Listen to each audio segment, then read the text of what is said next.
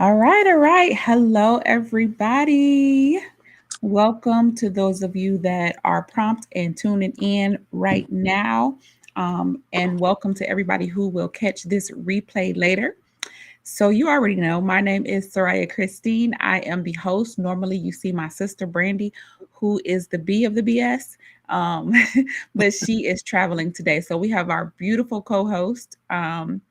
Miss Ivy Hall with us today. She's going to help us maneuver through this mental health space that we're going to be talking about today with our special guest, Jarrad Cummings. I'm super excited. Am I pronouncing your name correctly? Is it Jarrad? Yes, you are. Yes, it I is. cannot hear you, Jarrad. Are you on mute? Your sound is gone. Ivy, you say something.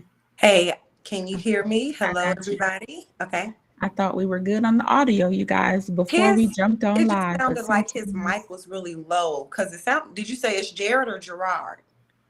I couldn't really hear him, but I saw it just Oh, it's sounded weird. Jared. Jared. Okay, there we cool. go. All right, So can you hear me perfect. now? A little bit better.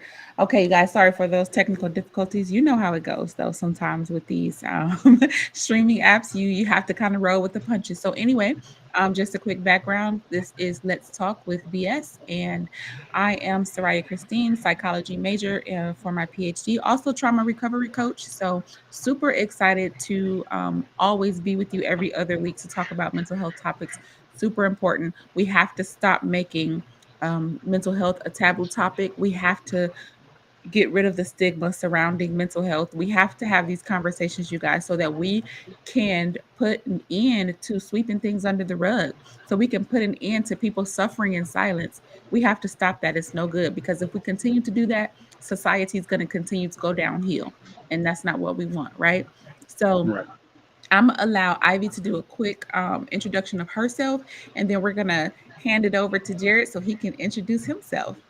Awesome, awesome. Well, thank you so much, Soraya. Thank you again for sharing your beautiful platform with me. Everyone, I'm Mhm. Ivy Hall, and of course, my Instagram handle is Beautiful Brown Alchemist. I am the author of Why I Decided to Stop Being a Strong Black Woman. And a big topic that I covered in my book was the mental health piece.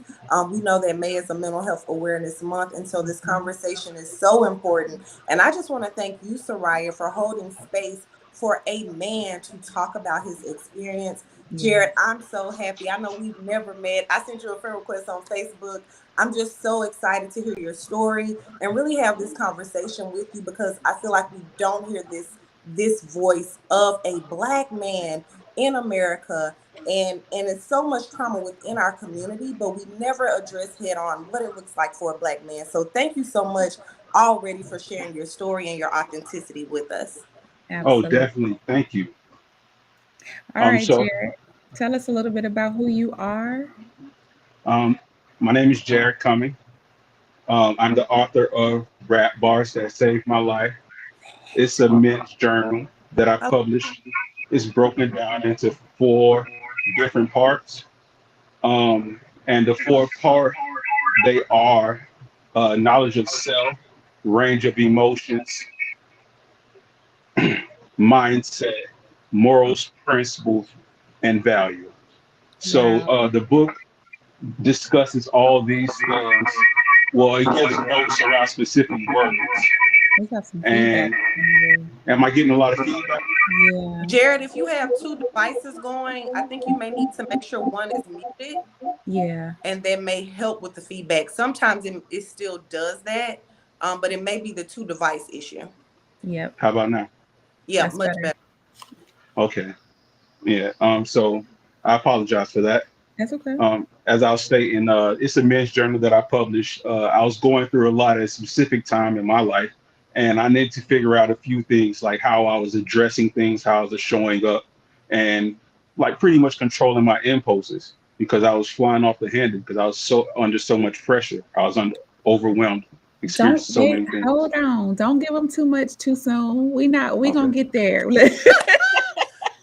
But Don't give them listen, all the goods, all the juice in I the did. beginning. They gotta hold listen, on for I that. I think that that's journal is a perfect Father's Day gift for all of the women who are on here. Let me go ahead and give a quick Yeah. pub for Jarrad. I'm already thinking, I know I will purchase one. I think that that's amazing that you did it with the rap bars. So I'm really excited about that entire concept. And I think it's very, very creative. Yeah. Oh, thank you. That was No, super shout creative. out. That's I huge. think That's that's kind of how we hooked up when you reached out to me and then you told me about the name of your book. I'm like, what? Like that Yeah, was we spoke incredible. about like how music changed our lives separately. Yes. So yeah, we connected Yes. that way. And it's so funny because like for you it was rap bars, right? For me, I was going through a lot of trauma, but like the old school R&B, like I clung to that. I clung to like what like the what's her name? Angela gosh, I can't think of her last name right now to save my life. Angela Winbush. So like that era, I clung to that, and it's so funny because like that's how I developed my concept of love was mm, listening to those songs. And even though I developed that concept through that music, I feel like I still I wish I had modeled myself better after it. I think because I still struggle in that space just because of all the trauma and all of that stuff. So it's interesting to me the different aspects of music and creativity that helps people through their traumatic experiences. So I saw some of your bio and I was looking it over. And you have some incredible things that you've been through. So you said that you're a type 1 diabetic and you've Yes. had multiple health issues. I guess, probably because of that. I know that diabetes, I'm a type 2 diabetic, and I know that it can affect different aspects. And I know that type 1, from the very little I know about it, can affect you on an even worse level than type 2. So, talk to us a little bit about your health struggles, if you don't mind, whatever you're comfortable with sharing. Oh no, I don't mind. I don't mind sharing my story at all because I'm hoping that someone would see it and they would be encouraged to actually like start servicing Yes. their health issues, like taking more serious. Yes. So I've experienced a whole bunch of things. When I was younger, I had Bell palsy my senior year. Wow. So maybe like the last 3 months of my senior year, my half of my face wouldn't move. So that was the very first side effect of that being a type 1 diabetic. Um, Let me see. So I have a cardiac stent because high blood pressure Wow. and how my blood flows through the arteries. I needed to have it blown up and have Yeah. like support to Create get space. things. Yeah. Yes. mhm. Um, I am a double amputee. Both of my feet, Wow. transmetatarsal amputations. So I have no toes, and oh, I also have had a broken femur. That was due to a motorcycle accident, though. So did they attribute the Bell's palsy to the diabetes? Is that Yes, it like was a nerve issue. it's so funny because I asked because that's kind of near and dear to my heart. My husband is actually suffering with that right now. And he was stricken on our anniversary. We were out celebrating our anniversary. Mm. And I noticed when got back in the car, we were axe throwing. We got back in the car and I was looking through our pictures that we had taken on the phone. I'm like, babe, why does your like face look like that in the pictures? And then I like looked over at him in the car and I'm like, something does not look right. I thought he was having a stroke, right? Because that's the Mhm. initial thought when half of your face stops moving. So I rushed him to the hospital and that's what they diagnosed him with. So he's still, that was in November.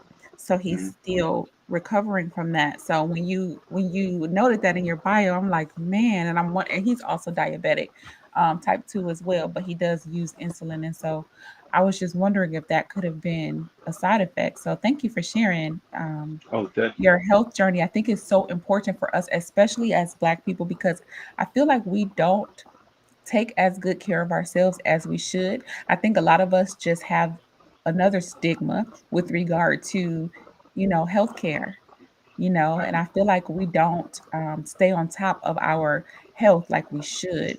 We let things kind of go by the wayside because we have this inherent fear of doctors. Yeah.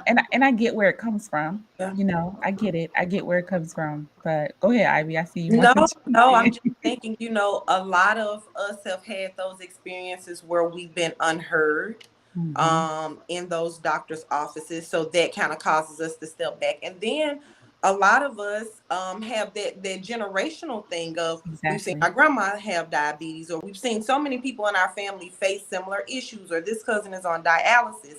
And so it kind of begins to numb the seriousness of diabetes, whichever type Mhm. it is. So that's a part of Yep. what I'm thinking also plays into not only our fear, but just our lack of communication about what's going on in our bodies. And I also think Mhm. a lot of us have begun to suppress and no longer listen to our bodies.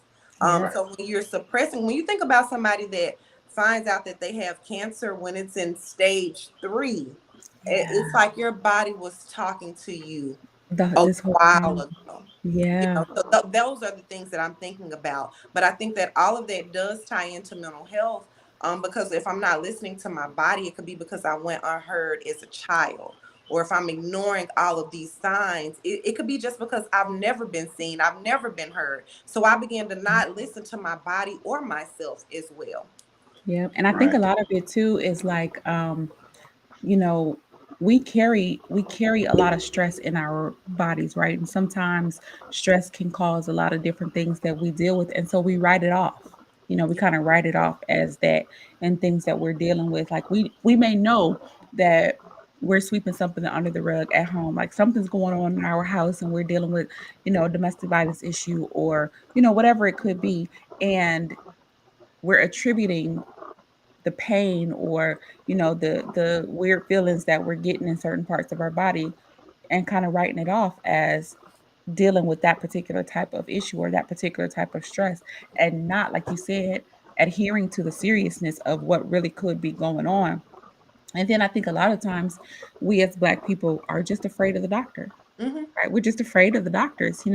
We our minds go back to, you know way back when they experimented on us and different things like that. We still hold on to all of those generational things. We look at maybe bad experiences that our ancestors went through, or that our grandparents went through, with diabetes, getting limbs removed and things like that, and we don't want to go down that road, right? But instead of staying on top of it, it causes the fear to paralyze us, and we won't go at all, not realizing that if we don't go, we're more likely to end up in that type of situation. And So I Yep. sometimes think, we just don't want to know. It's like that thing that we're like, it's gonna burying. go away. We just don't want to know what it If is. I It's like ignore it, Avoidance. it'll go away. I'm gonna just pray, and I don't want to know Yeah. what it is. I know something isn't right, but it is that fear of how bad it could be and things like that as well. So How did Yeah, I you see how a did lot. you handle it, Jared? I'm sorry. Go ahead. I was going to say I see a lot of times in the men's circle that I'm in, that men they often they play the martyr role, to where like I have to work, I have to do all these things, I have so many responsibilities, to where I don't have time to service my health. mm, And like Ivy said, that it is a mental health thing. Like it's a Hmm. self-worth thing, it's a self-worth conversation. Like I'm not worthy enough to service my health, my mental health, or my physical health, because all these other things hold precedence over me. Yeah. So And it's like a subconscious thing too, because I can't see you telling yourself I'm not worthy of going, you know what I mean? But mm-mm. subconsciously we put everything else. And I think women do it too, but I think men do it on a whole nother level. I can't attest to it. I'm not a man, but I feel like what you're saying is so true. You guys put it on a whole nother, because you're the provider, you're the protector. Like, you got to do, all of this stuff to provide for your home and your family, and that comes first in your mind, right?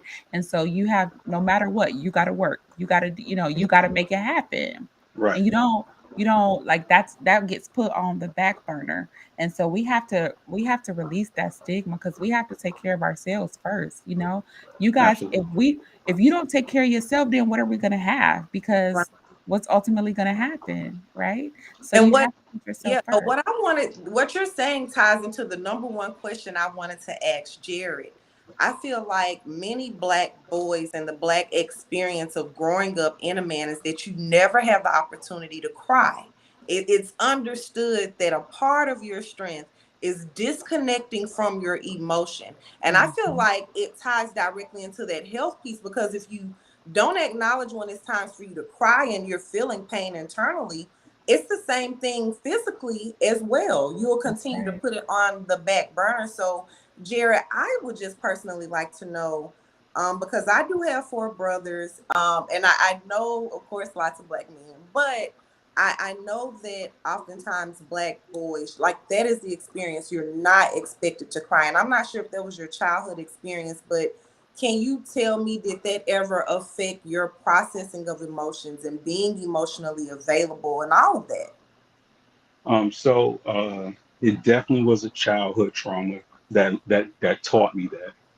And then a few other things that happened that actually solidified those actions as that, like, I shouldn't cry, or the mask of stoicism. Like, everything is okay. Like, no matter what is going on, everything is Shake it okay. off. Hmm. And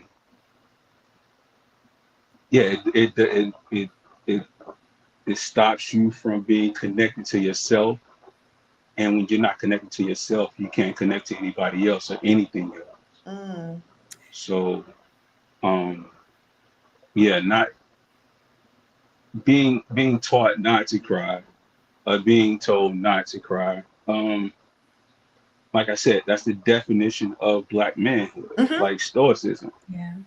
And to actually emote, we do other things. Maybe we might smoke, or we might sit in the car 15 minutes before we come in the house, or whatever, a whole bunch of other vices, or a whole bunch of other habits, to kind of like uh, take the place of just being straight emotional. Yeah, because then you're looked at as weak, right? You're looked at as your manhood is then in question, so to speak, because you're displaying emotions, and that's so unfair. Because God made you just like He made me, right? He made all of us with emotions to be able to use through certain circumstances, and so I think it's so unfair that we put this Hmm. I don't even know, this False expectation. shield I mean, just a to me, it's an unrealistic expectation, and expectation. Yeah. it becomes a cycle. Like, if you really think about that part of it, and it becomes a cycle within the Black community, and so fathers are not with, even just the that more, not that men are super nurturing, but even just the hugging or being physically Mhm. emotional. I feel like a lot of Black boys have gone without the hugs of their father. This is my personal opinion and what I've also viewed in real life. And I feel like there's a cry for that. I feel like Yeah, men need to be loved on, not only from women, but from other men it as well, starts to have that early. fellowship. Yeah, But because you're not expected to cry or be emotional, it creates that gap. And so there's still a longing for it. And what Jarrad said is so true. Um, it shows up in other ways. It shows up in other vices. It's yeah, not but it's still there, you know. yeah. That actually ties me into another part of your bio that I wanted to touch on really quick. And you said that like your family and friends know you as a warrior, right? And your doctor, they know you as an informed patient. So you have all of these expectations, and then you know yourself as vulnerable, authentic, powerful. I just want to touch on that a minute and like, what does that feel like for you? Like for your mental health, what does that feel like to have all of these expectations put on you by different people in your world? As a Black man, how does that affect you? Or does it affect you at all? I can imagine that it does because I imagine my own, expectations from everybody that is in my world. And so, can you talk about that a little bit for us? The expectations of being a Black man is heavy. But for me, I've learned that other people's expectations or definitions of me, like, I don't have to answer to that. I don't have to acknowledge it. I don't have to Subscribe to it. subscribe to it. Like it's Yeah. like I don't have to do anything with it. It's just information, and this information coming from one person, and it's heavy and it's draining if you take even your parents and what they drive into you, and Mhm. then your siblings, and then your relationships in the social world. Like it's so many expectations that you have to meet that you could never be your own self. That's good. So it's important for me to just always maintain, like I said, my authenticity and be powerful in that. Like if I feel a certain way, I feel that way. Like I'm not going to not acknowledge how I feel or Yes. disregard how I feel because it may be perceived weak or it may be perceived the unpopular Opinion opinion. of others, right? That Right. doesn't even matter. So Right. that's good. I agree with that. I love that. So can you tell us a little bit about this book and how it came to be? I know you said it came from journaling. I can so identify with that. So tell us a little bit about like what caused this book to be and the title of it, and tell us a little bit about it. Okay. So I detail in the intro of the book like exactly what was the situation that actually caused me to nail down these particular topics and ask these particular questions. Mm-hmm. I had just had foot surgery, and my wife, she had a car accident and she shattered her pelvis and broke her hip. So Oh, we were trying to deal with that, and I was trying to deal with my foot, like heal from my foot. I was working a full-time job. Um, it was just a lot, like emotional. And yes, I have friends. Yes, I have therapy. Yes, I have a community that I can be a part of and integrate whatever lessons I have. But I didn't have anything to kind of like track like how I was actually feeling. Like I have anything to kind of like question like my actions to see if I can improve and not be as explosive. Like I said, like I was on edge. I was exhausted. I was all the things, overwhelmed, everything. And I was trying to help myself. Like I really just needed to figure out some things and slow the world down around me so I Mm-hmm. can strategize and like actually live life in a way that where I'm not so anxious because like I was full of anxiety.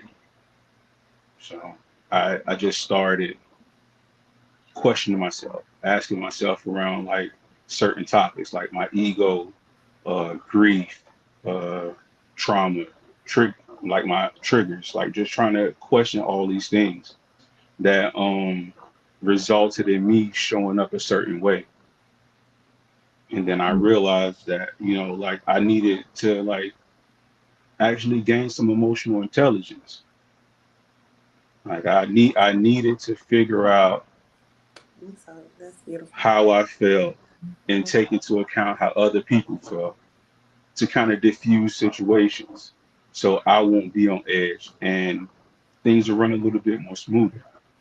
So it was a lot about just impulse control and showing up differently as a partner, like as a husband, because I felt like I was losing that battle at the time. Yeah. So was there something that brought that to a head? Like you sounded very emotionally intelligent in that moment, like to even realize, to even have that realization that you needed to figure out what was going on within your own self, right? But what was there like a breaking point? Like what issue led you to that moment where you said, you know what, okay, stop. Like something has to change right now. You know what I mean? Oh Was there yeah, a particular thing? in that moment, they discharged my wife maybe like a month after her surgery, and yeah, I had to come and pretty much renovate our house. I had to buy like a hospital bed. I had to learn how to service her wounds, like her bandages and things like that. I had to cook, clean, bathe her. Like I had to do everything that involved living for both of us. While dealing with your own stuff, though, right? Right, right. Mm. So that was it. That was the straw that broke the camel's back. Like I realized that I had to slow things down. Like it was a lot going on, and I Mhm. wouldn't have made it beyond a certain point if I didn't slow things down. How imperative do you think? So I'm a big proponent of writing to heal, right? I have a workshop coming up to help people to be able to do that.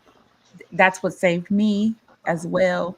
How important do you think it is for people to be able to have that type of outlet to get all of that stuff out of them? What would you say to like another Black man that Yeah. is struggling in this area? Like he feels like his world is collapsing around him. He does not feel like he has any, positive outlet for any of this. What would you recommend to him, or how powerful do you think writing could be for someone like that? I read a while back that a lot of great men journal. Benjamin Franklin, Frederick Douglass, Barack Obama, like all these people journal, and it has to be a powerful tool for something. Hmm. And I would tell any other black man that a journal is just a playbook. If you look at it, it's in sports, like in the sports analogy, you can look at today's day and what you want to run, the play that you want to run. Hmm. And then you analyze how the world is going to defend you or stop you from actually running the play that you want to run. And if you have success, that's a check mark in your journey. But if you didn't, that's something that you can actually look back on and strategize on and see like how could you maneuver better to actually execute the play. I think you So just said something so That is really, yeah, powerful. profound. And I mean, Like, even wow. from the thing of saying that great men journal, like bringing it in, like, okay, yeah, it's not just for women because great men do journal. So that's one thing. But the playbook Yes. part, just, I even played sports. So I just think that that piece, it makes it instantly tangible for any man to understand the value of journaling. And so I actually had another question as well, Jared, because from what I have observed within our community, Black men, to me, they're raised to be successful. They're raised to know, okay, you have to provide, you need to make money. This is what you need to do to be a boss or whatever, business owner. But success, to me, it always seems like success, as it equivalates to money, has always been that marker for Black men.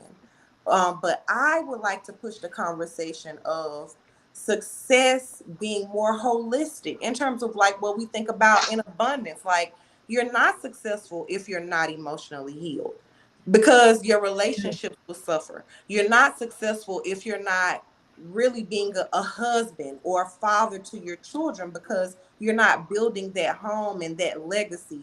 Or you're not successful if you're not also and you know this as well, like taking the importance of your physical health. So Mhm. like outside of money, I would like you to talk about how success looks like in all the other areas for Black men, because I really think that that part outside of the money piece just consistently gets skipped over. And one thing you said about journaling was you had to journal because it was affecting how you were showing up in Exactly. your relationships. And so, Mhm. yes, one thing to make money, but if you're showing up still broken in your relationships, Then you're are still broke. yeah, like, are you really successful? So I would like for you to touch on that if you don't.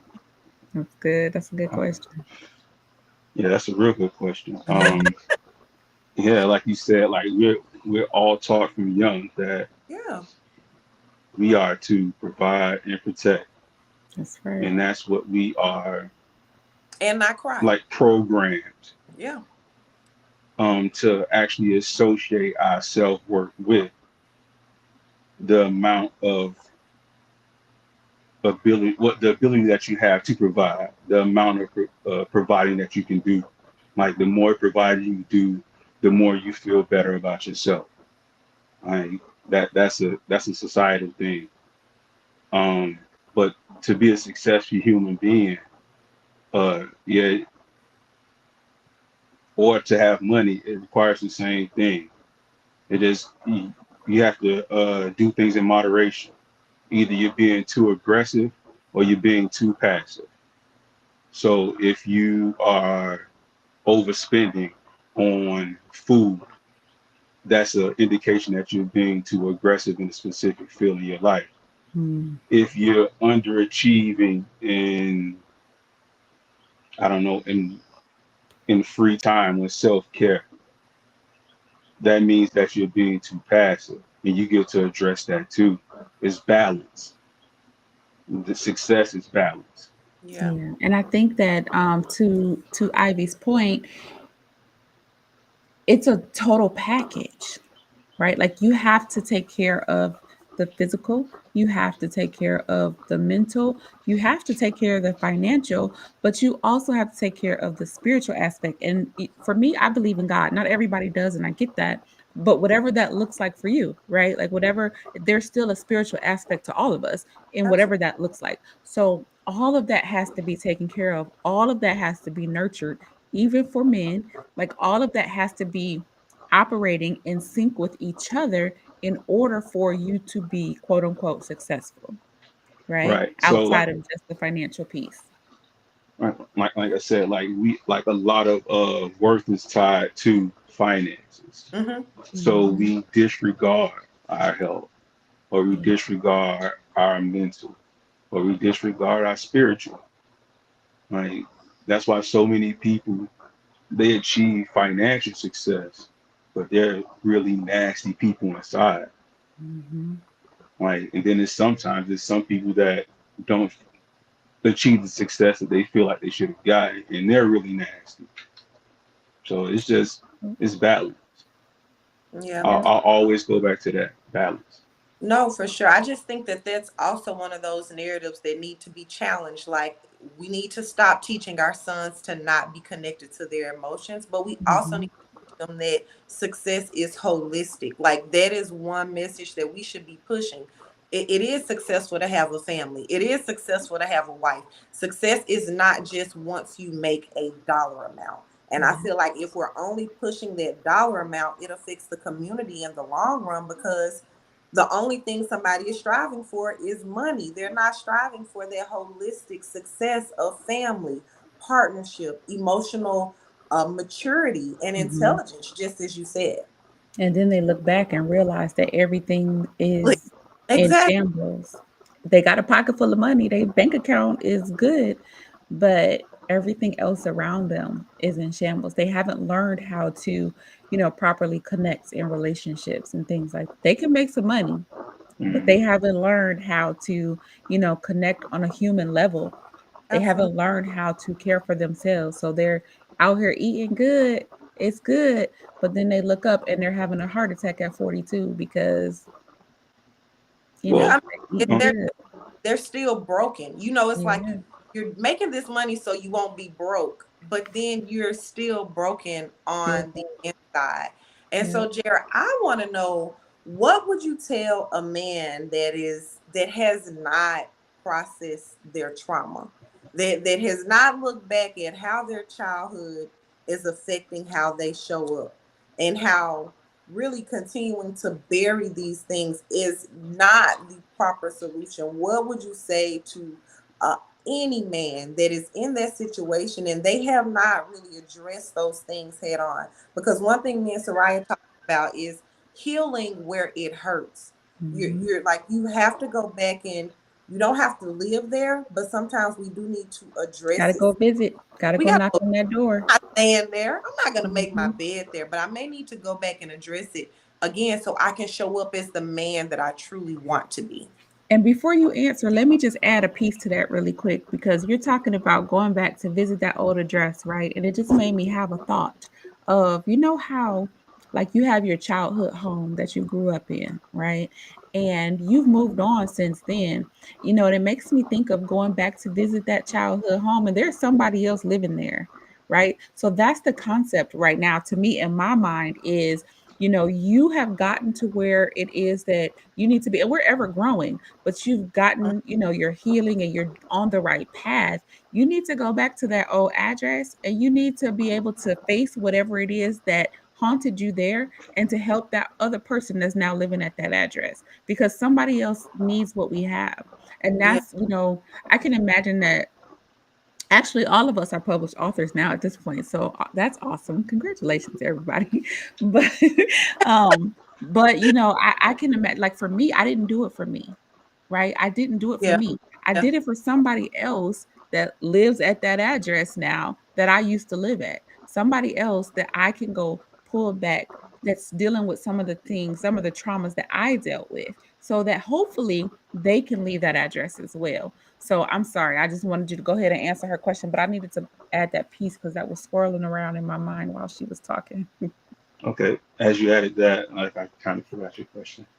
Oh no, what I wanted to know was that what would you tell a black man growing up in America just that has not really looked at and addressed that trauma, those childhood issues, those issues of abandonment, even like heartbreak. Like we never even think about how heartbreak affects men. When we think about heartbreak, it's such an automatic feminine topic. We only think about the woman's heart being broken, but a man's heart can be broken. A man's heart can be disappointed. A Oh, man's definitely. heart can, yeah. So but when we think about those things, we cast it, you know, more to the feminine side. But what I would like to know is how would you encourage somebody that has not really dealt with those things?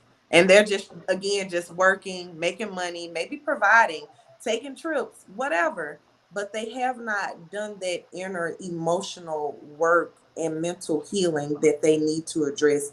Again, to, like you said, show up better. Um, I would tell a black man that even going through heartbreak, grief, disappointment, excitement, surprise, all these emotions, that you should learn to love each aspect of you and embrace yourself. And you'll be able to see how powerful you are and how easy partnership could be. Like, love yourself, but first know yourself. Like, know, Mm, like, not the ideal version of yourself or what people say you are, but like actually learn who you are and love yourself. that's You'll good. you'll find yourself not in so many crazy situations. You'll find yourself living a much more smoother life if you just figure out how to know and love yourself. That's good. Oh, that's amazing. Thank you so much. I mean, even just the part about loving yourself, because when we think about self-love, you know, all of these things, when we typically see them in the social media, it's more of a woman's thing, self-love or heartbreak or getting over all of these things. So thank you so much for saying that because I do think if you're a provider, sometimes you are putting yourself so far in the back that you may forget to pour into yourself and love yourself. Mhm. And I even like what you said about getting to know who you are, good, bad, good chapters, the high notes. We have to accept all of those pieces of who we are because it makes us who we are. But I Mhm. think sometimes we like to disassociate from those bad chapters and only subscribe to the good things. And that can somewhat be damaging, or only wanting to subscribe to who we want people to perceive us as. Mm. versus who am I truly? Yes, this is Mhm. my highest version, but there's so many other versions in between this highest version. So who is that person? Because I can't keep just looking at this one highest version. I need to deal with all those other compartments of who I am. So thank you so much for sharing that. So my question to follow that was, how do you have any tips for the man to be able to do that? Because it's easy for us to say know yourself, right? Get to know yourself. What does that look like though? First, I would say buy rap bars that saved my life. For sure, Amen. no doubt. Um, that it Period. really, Mm-hmm. really simple information, but it also just leaves space for you to answer questions that will get you to know yourself. Like I said, just journaling, looking at it,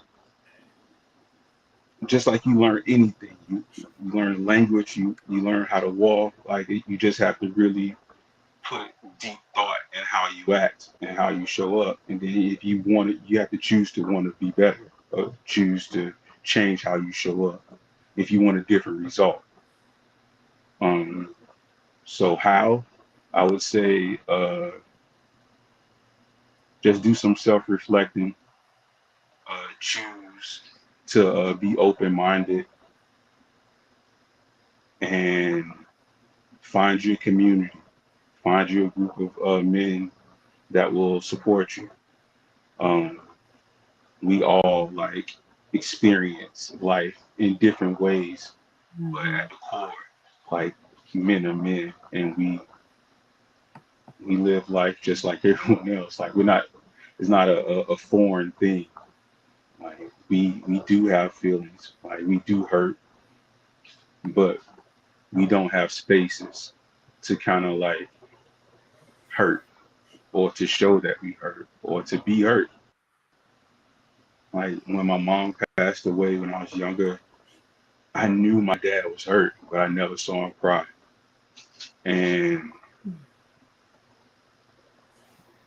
I don't think that I gave him space to cry, and he didn't have any other space. So he just ate that Mm-hmm. for all these years. And I know that that built up hurt kind of transformed into kind of physical, like, uh, like organ damage. Yeah. Like he has like heart failure.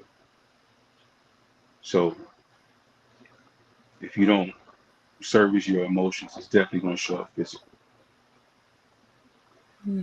It's so funny that you say that because last night, my husband and I were laying across the bed and we were talking. We accidentally saw this post on Twitter, and it was, so I cannot remember who specifically, but somebody famous, I think in the rap industry, that was talking about some previous childhood trauma, and they were talking about sexual abuse, and they were talking about how he was like, I want to say maybe 12 years old, and a 30-year-old woman basically took advantage of him, and um kind of how that made him feel in that time, how he feels about it now, and how it's looked at by society. How, like, I was molested as a child, right? As a female, it's looked at differently than a man Mm-hmm. being molested basically by a female. It's like, oh, another notch in his belt, or a notch in his belt, or oh, they don't look at it as sexual assault. It's looked at totally different, but that's exactly what it is. And so we were scrolling on that post, and there were so many other ones, so many other, guys that were talking about the same exact story basically. And how, so then my husband's like, man, it's so horrible, and it makes him feel so horrible that men don't have the space to have these kinds of conversations. You guys are supposed to just shrug it off and Yeah, keep moving, keep protecting, keep providing, and not have, not hold the mental space to be able to deal with these things in a healthy manner. It's so, again, unfair, that we as women, there's so many Some. support groups, Mm-hmm. so much counseling, so much therapy. So when I first started my nonprofit, I have a nonprofit now, but I had a kind of a sub piece to it called Watch, Why Are the Children Hurting? And I started that because I had read a story about a young boy who was sexually assaulted by some older boys in his neighborhood. And his mom had to go to a whole nother state to find him some help because there was literally none in his state. That makes no sense to me. It doesn't make any sense that there aren't any programs. I won't say any, but there are very few programs out there that are directed at men struggling through their issues and having the space to be able to come in and talk about it and receive the help that they need. I feel like something has to be done because you guys can't continue to carry all of this. You shouldn't have to be made to continue to carry all of this because it's not healthy for you and it's not healthy for the people around you. Yeah. There has to be Yeah. something. And I think that your book is a great start to that. I would love to see what continues to flourish from this book. But tell us a little bit about how you think, and you can comment too, but tell us a little bit about how you think your book can maybe help them specifically in this space. Um, I think that first that after a young black boy is a toddler, maybe like after 4 or 5 years old, the dehumanization of Mm-hmm. that little black boy or that black man like starts. Mm, So a lot of the things that people would see as inhumane towards anything or anybody else once it's directed towards a black man, it's it's another story. And well, I say that to say that's the reason where there's not that many programs to support like the mental health or the mental maturity of a black man because they're already trying to like insert them into whatever system that they have for us, whether it be the healthcare system, the court system, mm. so many other things that they Yeah. have set up for us. What I thought about was criminal justice. You know, Yep. our it can be a child and that child would be looked at like a man, and what you're saying, it just immediately resonates because it carries over into all of these other spaces. And I'm just so happy that you shed light on this piece about the dehumanization of Mhm. the black boy. Like there needs to be more literature and more awareness Mhm. about that, because yes, it does happen to girls, but it happens to the boys as well. And if it happens to the boys, and again, it just creates that cycle that continues to go unspoken. It's what happens in the house stays in the house. And Yes. that rule transcends to our body, our physical body, that house. And so things begin to happen to our body that houses us. And then what goes on in this house, those violations, we never share those things with others. And then as we get older, we never address it, we never go back, and it does still show up in some other way. And Yep. what you also said about your dad, you know, that brokenheartedness, it showed up. He never had the space to cry, but I do really believe that trap trauma does show up in our physical bodies. Oh, it does for sure. It And does for that's sure. why this health conversation needs to continue to be had, and just the stigmas around therapy, journaling, self-care for black men, all of these things, they need to continue to be talked about. So your journal is just so important, and thank you for me, because again, I have black brothers, you know, I have my black father, I'm surrounded by black men, I have my black partner, so and so I really do think that we need to also care about them as well and bring their emotional and mental health to the forefront.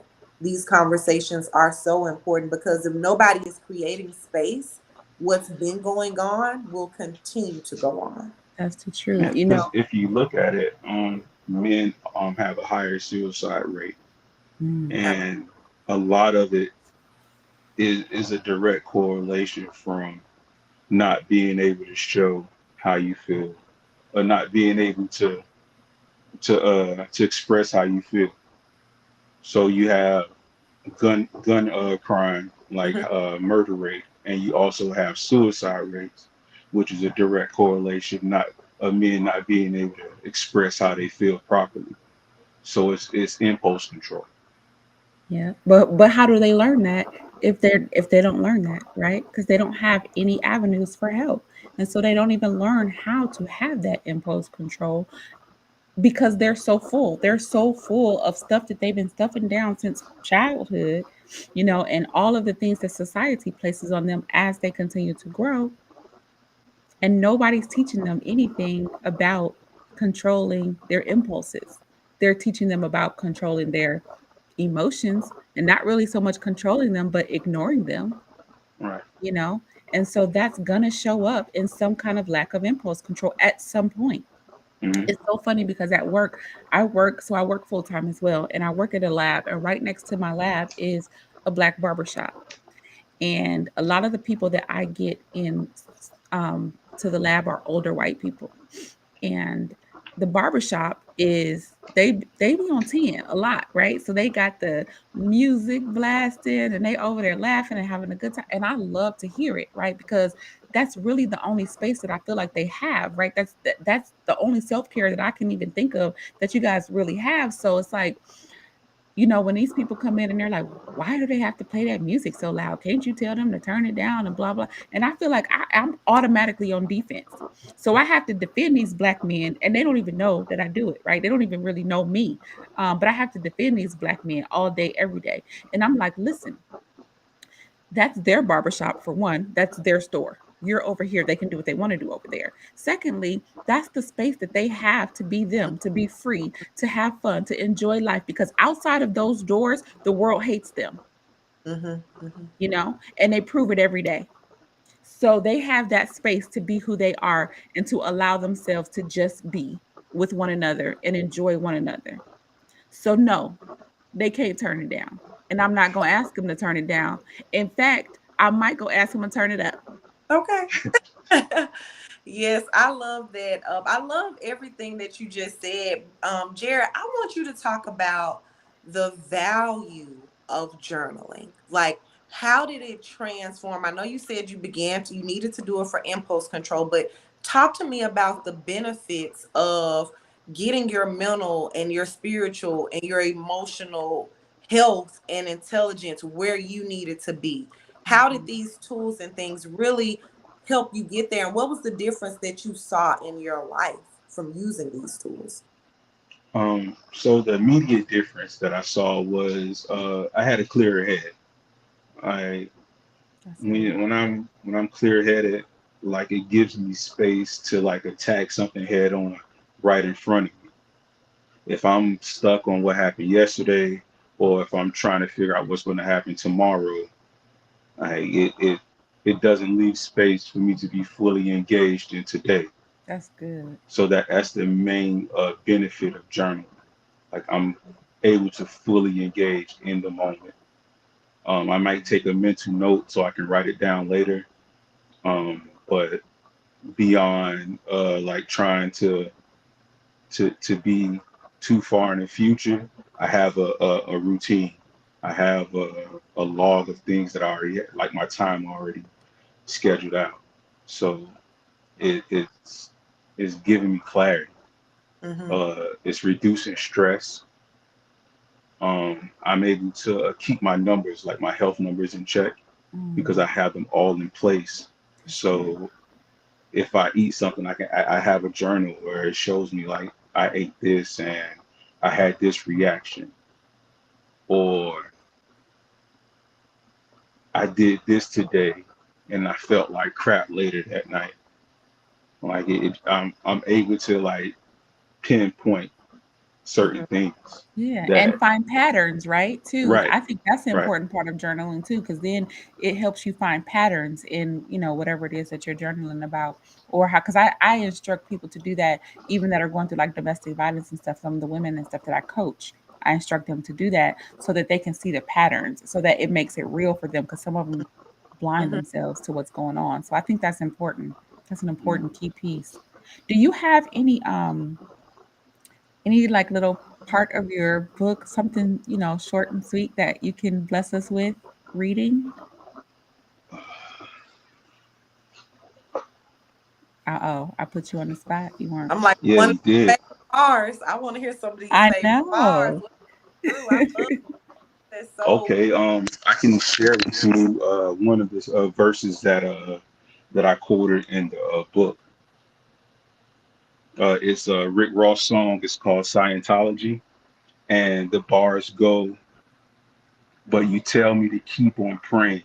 Really, this is a blessing. Many been long and gone.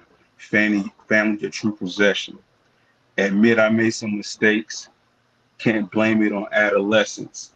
So infected with greed, having something to see. I was running in circles, and it was right next to me." So tell us what you got from that rap bar. How did that particular rap bar save your life? So it kind of illustrates like when I was running in circles, like I'm like it's definitely said I was running in circles. Like I was running all over the place. I was not not focused. Yeah. And what I was looking for, it wasn't outside of me. It was right next to me. It was like right here, and I couldn't see it because I was so distracted with everything else. And it touches on like me being like he says, I can blame it on adolescence. I can blame it on being a kid, but that's not the truth. I was just greedy. I was just trying to pursue money, Hmm. and I took for granted all the things that should have really been important, which is family.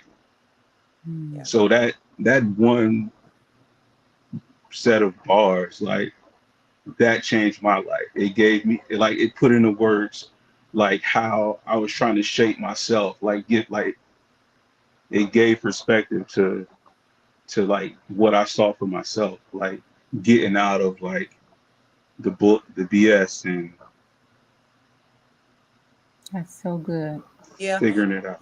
It goes back to what we were talking about earlier, like how if you're just pursuing greed and money, you're gonna miss so many wonderful things. All the other You things. already have joy, you already have peace. But if I already have family, legacy, all of these things, but if I'm so holding this or so focused on this pursuit of money and greed, I won't even know who I truly am or even value those that are around me. So, I love that bar. Yeah, So like listen, it touched me. Yeah, we have just about 2.5 minutes left, and I want to just wrap up really quick. So Jared, I want you to just any last words that you have for the men that may listen later, and then tell us also how we can get a copy of your book and how we can connect with you. You can email me directly at Jarrad Jarrad at rapbars.savemylife.com. Um, you can find me on Instagram, Nephilim_Cummings. I'm on Facebook, Jarrad Cummings. You can buy the book at barnesandnobles.com. And my parting words for all black men: love yourself, love yourself, and partnership can be so easy. That's good. I really appreciate that. So Ivy, go ahead and tell us really quick the name of your book, where they can find it, and how they can connect with you. absolutely. Jared, thank you for writing this book. Thank you for sharing your story. I enjoyed this conversation. I find everything that you're doing absolutely phenomenal. I'm Beautiful Brown Alchemist. You can find me on my website, beautifulbrownalchemist.com, or on Instagram, Beautiful Brown Alchemist. And my book is Why I Decided to Stop Being a Strong Black Woman. And of course, it's a conversation that needs to be had the same way that we're talking about the issues that are showing up within our black men. We have to address these things because it's us. We're changing our own narrative as we begin to dig down these holes and tear down really these things that are no longer serving us. They're not serving us or our community. So thank you again, Soraya, as well, for having me on your show. Thank you for holding space. You're absolutely phenomenal, and I love you so much. Oh, thank you so much. I love you too. I really appreciate you standing in as co-host with me today. You guys, we probably feel like we've been knowing each other forever. We haven't, but we just love each other to death. I really, really do. I love your energy. I'm so grateful that you were able to be on with me today in my sister's absence. Just so you guys know, for the next episode in 2 weeks, Ivy will be back because we're gonna be talking about this alchemist word that I know some of y'all shudder at, but we're gonna break into it on the next session. And so listen, you guys, I am trauma recovery underscore coach on Instagram. You can find me there. That is what I do. I help primarily women to recover from traumatic experiences. And you can find all of my books. If you just type in Soraya Christine on Amazon or Barnes& and Noble, you can find them all. Jarrad, thank you so much Jarrad, for Oh, sharing thank your you story both. with I us really today. appreciate the conversation. thank Absolutely. you, stand Listen, up, guy. yes, keep going, keep pushing. I'm keep Let's doing I stay what in appreciate touch. it. Thank Thank you guys so much. You have a great rest of your evening. you. All right, you too. have a Thanks. great Bye.